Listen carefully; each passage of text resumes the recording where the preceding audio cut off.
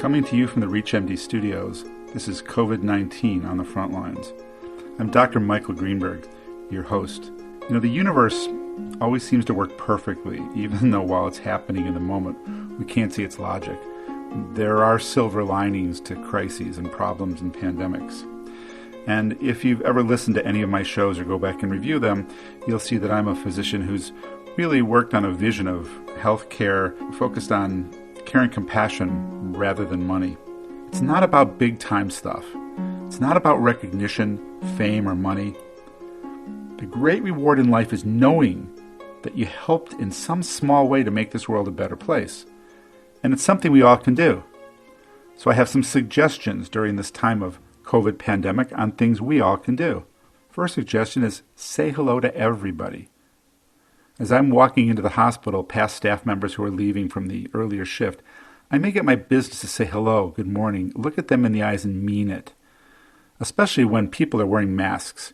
We really need to have that human connection, not just with patients, but with our staffs. I've seen some people even draw smiley faces on their masks. Number 2 is humor. Keep your humor.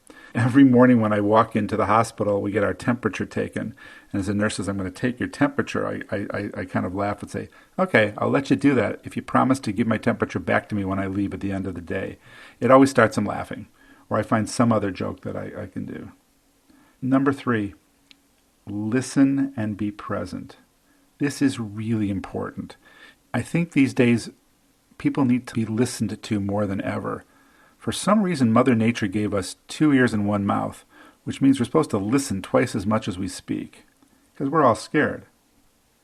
And while you're listening and communicating, don't limit yourself to just conversations about the patient's medical condition.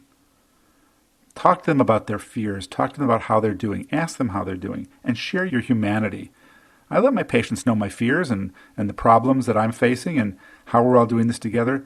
When you humanize yourself as a doctor, it allows your patients to be human. And I know that as doctors, sometimes we think our job is just doing the procedures or handing out the medications, but it's really more than that. Patients come to us to be loved and to be listened to, and it's our responsibility.